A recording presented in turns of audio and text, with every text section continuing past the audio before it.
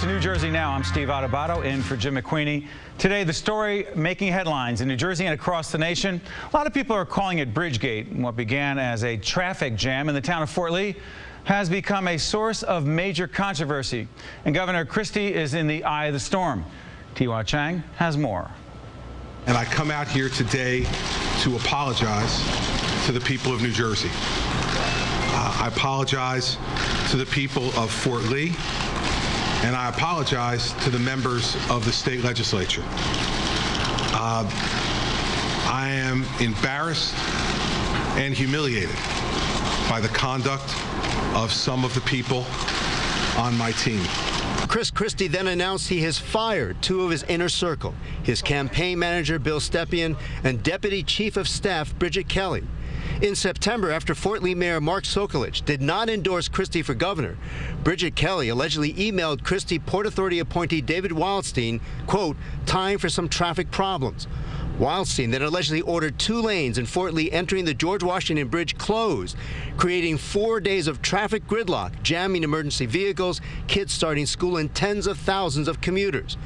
Christie says he did not know about his staff's involvement until Wednesday morning when he read what he called their callous emails in the Bergen Record. He says his fired staff lied to him about their involvement. I was blindsided yesterday morning. Christie also distanced himself from his appointee, David Wildstein, who on Thursday refused to answer questions to an Assembly committee hearing. David and I were not friends in high school.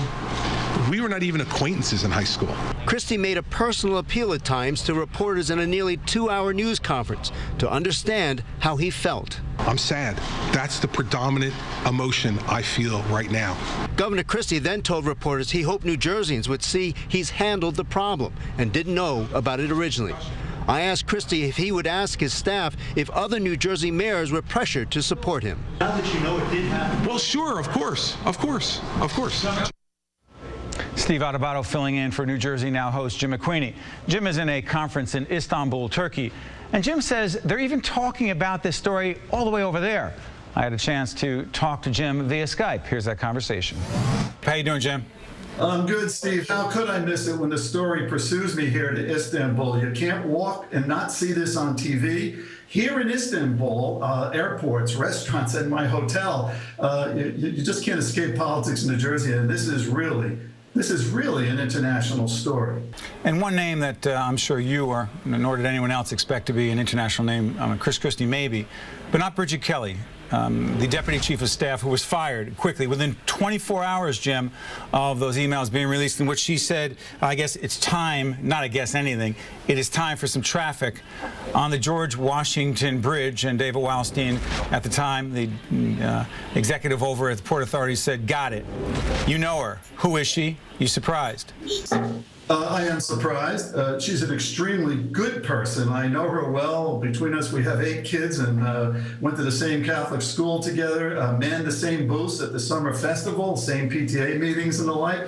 She's a person who was really good at politics, and I'm going to say she was also good at being good at politics, not good at being bad. And there is a difference here, because a lot of times you see there are 2 classes of people in politics: the carry-outers, the people who do the deeds and things like that to a level of confidence. I'm going to say that's 90% of the people in politics, and the carving-uppers, as the phrase goes, to the other 10%, the tough people, the vicious people type of thing. That is not Bridget Kelly, and that's what strains the credibility of what I have been seeing on TV even out here in Istanbul. But Jim, 1 second. Are you saying it? 1 second. Sorry for interrupting. Skype is tough, I know. Are you saying you don't believe that those are her words? You know, time for traffic on the George Washington Bridge. Are you saying you don't believe those are her words?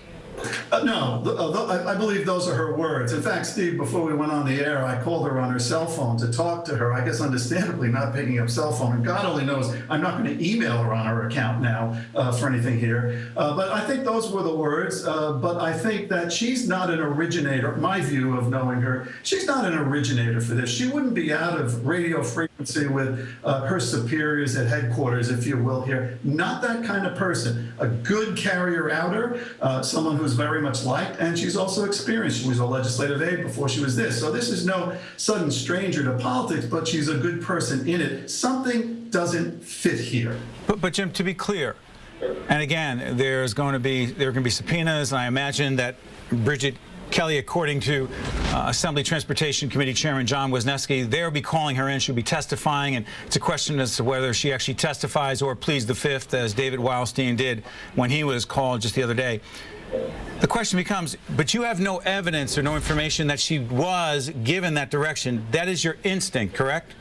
That would be my instinct based on the relationship here. But Steve, listen, regardless of who goes to testify before what committee here, this can be solved in one stroke. It doesn't take a 2-hour active contrition of personal fault-free presentation here to really convince people that there was no wrong. Release the emails and the unredacted emails by the governor on here. And if there's some sensitivity about the confidentiality, and there might be here for other unrelated reasons in people, have a third party look at this thing to go through. I'd say pick someone respected universally. Pick even someone who's so respected from his own party, like former Governor Tom Kean. He could sort through this. He was a former governor. He did the 9/11 Commission to universal appraise for fairness on the thing.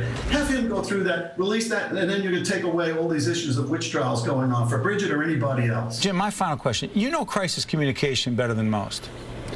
You're saying that in that the governor's 2-hour press conference, you heard him take, I want to understand this, no responsibility, because I heard him say, I am responsible. I heard him say, I am doing a lot of soul searching. I heard him say, mistakes were made and I am ultimately accountable. You didn't hear that. I did hear that, Steve, but thou dost protest too much for 2 hours plus at a press conference when 2 seconds or 2 minutes a call can let those emails free, let the public decide. Listen, a long speech like this for the average person, and he's been extraordinary in his relationship so far with average people in New Jersey. Look at his popularity ratings. But, you know, when you try to over-explain something, and you know this, you're a crisis counselor as well, over-explaining is suggestive of something else that you're trying to hide. And I think that speech yesterday went to great lengths to put distance. You know, Frank Lautenberg, my old boss, used to say, New Jersey politics is a blood sport. You just got to make sure there's more of the other guy's blood in the water than yours. You're not going to escape the blood sport. And right now you see a lot of staff chum being thrown overboard. This can be resolved by releasing the emails. And if the governor knew before that lane was closed, or those lanes were closed in any way, from an email that he acknowledges and he might say is unread or that he did read, it's game over. There is no wiggle room here, Jim. Some of us take the governor at his word, others do not. But we're going to find out one way or the other. But most importantly for you, Jim, get back safe. And I'm betting this, that when you come back to New Jersey, the story will still be around. Okay, buddy? Okay, very good, Steve. Now we're going to have more on this extraordinary political story. And we'll also talk to the residents of Fort Lee and hear what they have to say about it. Stay tuned.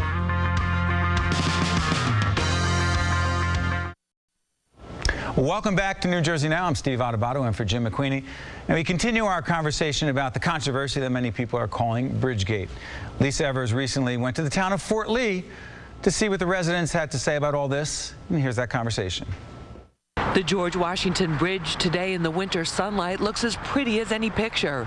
But the controversial lane closures of Bridgegate and Fort Lee traffic jams created an ugly reality for the people living here, says former FBI agent and security expert Jonathan Gillum. The public is in grave danger because if something happens, first responders don't have the ability to get where they need to be quickly. It also puts the local responders at risk as well because they can't get somewhere as quickly as they need to be, and their ability to react goes down greatly. The streets of Fort Lee are often full of traffic, even when there are no lane closures to the bridge. But those who tried to drive during those days last September say it was the absolute worst. It was horrendous, horrendous. Everybody was backed up. A trip that should take no more than 10-15 minutes took 2 hours for me in a truck. The gridlock made it especially tough on first responders. In one case, a 91-year-old woman in cardiac arrest reportedly waited 7 minutes, nearly double the average wait for an ambulance, and later died. Her daughter does not believe the delay in medical attention was a factor. But many people we spoke with in Fort Lee told us as bad as the traffic was, what they call a political hit on the governor is even worse. Honestly, I think it's a lot of politics. They're trying to take the governor down. That's my theory. A lot of points of view out in Fort Lee. We're joining us here in the studio as political consultant Basil Smikle of Basil Smikle Associates. We also have Dr. Jeannie Zaino, who is a professor of political science at Iona College and New York University. And finally, political strategist Steve Somm, who is a vice president and general manager of MWW's Trenton office. I want to thank you all for joining us on New Jersey Now. What makes this such a huge political issue for the governor, and what does he have to do to turn this around? Because if you think about this from the standpoint of the constituent or the voter, this is government run amok.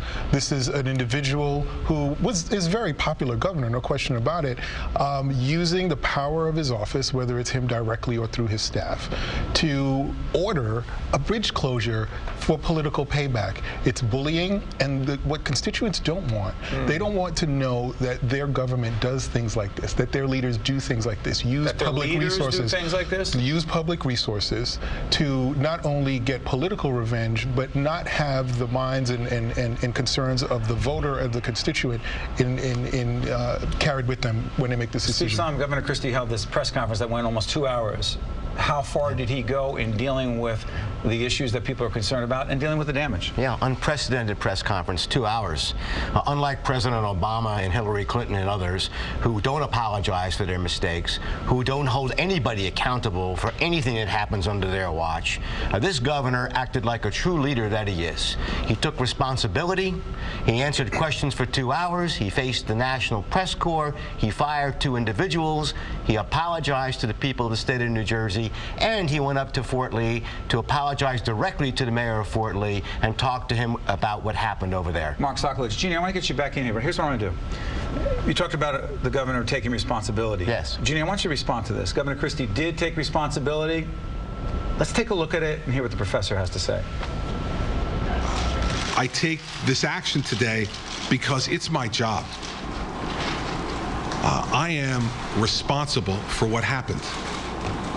I am sad to report to the people of New Jersey that we fell short. We fell short of the expectations that we've created over the last 4 years for the type of excellence in government that they should expect from this office. Jeannie Zaino, you say what to that? I thought the press conference yesterday was impressive. I thought he did everything he needed to do and he had to do to get through this. I don't think you could expect somebody to do much better than he did yesterday. He was unequivocally denying that he had any knowledge of this. So, do you, sorry for interrupting, do you take the governor at his word? Well, I do take the governor at his word, but of course the caveat to all of this is that now there is a federal investigation that's been launched. Well, there's let's be clear. Let's be clear. The United States Attorney in New Jersey is pursuing an inquiry as to whether there is enough evidence to pursue an investigation. So let's be clear, it is not an investigation but an inquiry. There's a difference. There is a difference. But my point is that they are looking into this. So if anything came out, you know, the emails have been redacted, you know, if something comes out, if one of those people, if there is an investigation and one of the people who could be charged, whether civilly or I doubt criminally, but criminally, the government is able to flip them, you know, if something like that happens, it would be very damaging and damning for Governor Christie. But at this moment, none of that is the case, and we have to be clear about that. So, you know, I thought he did everything he needed to do. That said, there are several questions that remain and that are unanswered. You know, the resignations in December are a big question. Let's be clear. Bridget Kelly, Deputy Chief of Staff, fired within 24 hours of the release of the emails. There she is right there. Bill Stepien, let's be clear. Bill Stepien, Governor Christie's campaign manager for this race that he wins 61% of the vote. But also he named him to be the Republican state chairman in New Jersey literally just 48 hours before that. Some say if the governor knew that Stepien had done this, would he have named him chairman? And he also named him, Basil, to be his point person.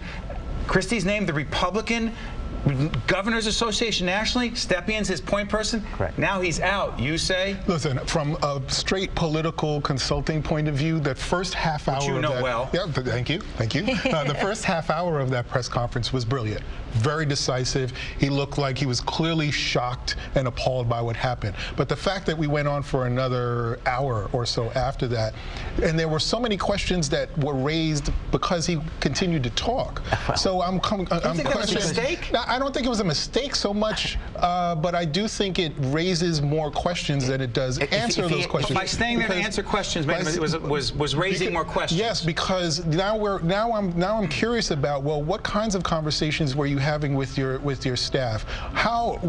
Let's talk a little bit more about the endorsements and how those endorsements were being rolled out. Steve, devil's advocate. The governor's staying there for nearly 2 hours. Right. Some might argue he was staying there to answer every question, so there was nothing left. That's correct. Basil's saying staying there because thou protest too much. You say that's ridiculous. You would be criticizing him right now if he only was there for a half an hour. The fact of the matter is that this man took 2 hours out of his day and sat there and took every single question that was asked of him. Unlike the President of the United States, who's never faced the press on any of his scandals, and Hillary Clinton has never faced the press. No, she has. No, she has never faced the press on Benghazi, nor has the president on the IRS scandal or anything else. What does Obama have to do with Christie? Well, plenty, because the fact of the matter is that Chris Christie is a national figure, and Chris Christie could wind up being president of the United States and might campaign for president in 2016, and the comparisons are absolutely clear. The fact is he's a national leader, and the National Press Corps was there yesterday based on that premise because he's a national leader. The rest of the country does not want their leader. Well, I just wanted to say that because I'm going to show because the governor did go to Fort Lee, even though the mayor of Fort Lee said don't come here. He did come here, but go ahead, Jeannie. Politically, I think he had to be there and answer every question. That is what we demanded of him. That's what the constituents demanded. He did that. Basil said legally. Basil said mistake. What do you say? It is legally a mistake, and any lawyer will tell you it is legally because any lawyer will tell you that if there are problems politically, was it a mistake? No, absolutely.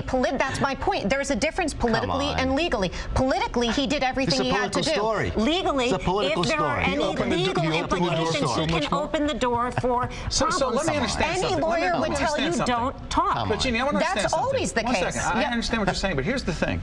If the governor's argument, just question, this is the thing that's playing out in my mind. If the governor says, look, ask me any question you want. I'm going to stay here until you have nothing left. You're saying, you know what? That's a good thing to do as a government official because there's nothing left to ask me, at least now, because we may find out more, who knows. What a terrible strategy legally because something might come up. What do the people deserve? Don't they deserve the former, not the latter? The people deserve him to stand there and answer. Absolutely. My only point on that is that lawyers will tell you it can be dangerous if there's an investigation and that investigation But now I have more questions, and now I have more questions, and now I have more questions. And Jeannie, promise you this. Come back to after this. We'll pick up that conversation. Here's the other question. What could all this mean for Governor Christie's future? Not just in New Jersey, but nationally.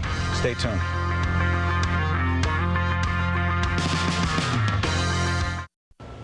Welcome back to New Jersey Now. I'm Steve Adubato in for Jim McQueenie. We got a very intense conversation going here. Let me just jump right back in. Just one more minute on the difference between the political and legal thing, all right, before we talk about presidential ambitions. Damned if he does, damned if he doesn't. You say if Christie jumped off that podium after a half an hour or an hour, he would have been criticized for doing the right thing legally, but not politically, correct? Absolutely, and rightly so. The people of New Jersey deserve to hear him answer those questions. Absolutely. My only point is a defense attorney, if he needed one, would say, do not speak because anything you say can be used against you. And Steve Sommer, if Chris Christie still wants to be a political figure nationally and run for president, even though it's a long way off from right now, did he do the right thing by staying there longer and answering every question? There's no question about that. Chris Christie demonstrated to the United States of America his outstanding abilities as a leader. That's what this is about. It's about leadership. He's a man who took decisive action. He's a man that did the right thing and answered questions and was accountable to the people of the state of New Jersey. And his political options in the future are all there, and he'll come out of this situation a lot stronger. Steve, let's acknowledge there still are many questions. There's still going to be investigations, and a lot of information has to be released. It's going to be subpoenaed, and it could have, Steve, it depends a lot on what people say moving forward, not just the governor. We agree? Well, let me just say this to that. Real quick, because I want to show a clip of Chris Christie talking about his political future. Why, of course that's correct. But I take the governor at his word, and so does everybody else. The man not everyone. Well, I may do it, you may do it, but not everyone, His opponents will never take him at his word, and that's their business. Okay. But I do, and his future remains very, very clear. Let's do this. Governor Basil, I'm going to respond to this. Governor Christie was asked about his political future. 2016, who knows? Here's the governor. My job is to be governor of New Jersey. And I'll say what I've said before. I am enormously flattered that folks would talk about me in my party as someone who they think could be a candidate for president. But I am absolutely nowhere near beginning that consideration process. I haven't even been sworn in for my second term yet. Basil, go. He's got bigger problems than just this in trying to get out of a national Republican primary. But on this issue specifically, much of the country considers him a bully and vindictive. That may play well here in the tri-state area, but that's not going to play in the rest of the country. 1 second, time out. Yeah. Pre this situation, if much of the country considers Chris Christie a bully, is that why in the last head-to-head poll he's 1 point ahead of Hillary Clinton? Yeah. How does that work? Who else do the Republicans have? Who else do the Republicans have right now? He would have been behind. He is their shining star right now. Really? But the reality is Hillary Clinton is the shining star for the Democrats. But the reality is, I don't know if he gets out of a Republican primary. Number one, and number two, I think this controversy makes that worse because all of people's worst fears about how you can use and misuse government have been realized with this incident. And you don't think Chris Christie can conduct himself in a way when he says, I'm soul searching. I have to look at my leadership style. I have to examine myself, which is what some people do when bad things happen. You think that doesn't matter? There's time. Listen, there's time to repair. You know how this is. A day is an eternity. How far away is 2016? Well, listen. We have to go to 2015 when he has to start raising money. That's when this becomes an issue, and that's where any federal investigation really comes into play. If this is starting to be a part of a longer discussion on a federal level, it impacts the money. Let's go. I'll get you back in, Steve. One of the concerns that I have is there was some support from the Republicans after the conference, but not as much as you might expect for a national figure. So that's something he's got to be concerned about as he goes to raise money. And, you know, it may just be that they're waiting to hear more about this, but that is something he needs to be concerned about. Chris Christie is a rock star. He will come out of this situation a lot stronger than when he went in. It gives the people of this country to see a decisive leader. It shows his abilities and what he does when he faces a crisis, and that's what the people of this country want. They want a strong leader who takes action, holds himself accountable, and does the right thing. But let's agree that that press conference was just the beginning. Those actions by firing Bill Stepien, his not just political advisor, his campaign manager, who he put out front to head the Republican National Committee, the Republican State Committee in New Jersey, and then he said, forget about that. And also the Republican Governors Association as a consultant, he said, forget about that. That was big. Yes. But it is the beginning. Yes. Could it be that as the governor finds out more, as he interviews individual staff members, that other staff members potentially go? Of course. And if he were to do that, Basil, would that be more than what a lot of other politicians, some say, including the president, do when things go wrong, be it Obamacare, be it Benghazi, be it IRS? Well, I think, listen, I think him coming out and being open and honest about the progress of this is a great thing. If he were to continue to do that. Yes, to some extent. But let's think about what actually happened. Seconds left. Go ahead. Let's think about what actually happened and his deputy chief of staff and the language of that email. Horrific. To me, this has happened in some way, shape, or form before. It's the culture of the office, and he, as leader of that office, should take responsibility for it. In a way. He did take responsibility. And my concern is that there is going to be a lot more to come, as you say. And as we think about 2016, he's losing key advisors. That is a big loss for him as he moves into campaign mode for 2016. So he doesn't have many close advisors. So this is a big loss. Listen, unlike the president and Hillary Clinton and others, this is a man that held people accountable. Not a single person's been fired as a result of Benghazi. Not a single person's been fired as a result of the IRS scandal. But Chris Christie took action, and that's what people want to see. Appreciate all of you joining us on New Jersey Now. But just remember, the people of Fort Lee are the ones who suffered. The governor went up there and did meet with the mayor, even though the mayor said, I don't want to meet with you. He did. He went up there, met with them. Yes. Let's remember, those people suffered. Let's make sure they don't suffer again. Absolutely. Thank you all for joining us. That is it for this particular edition of New Jersey Now. I'm Steve Adubato in for Jim McQueen. He'll be back next week. See you. Take care. Great job.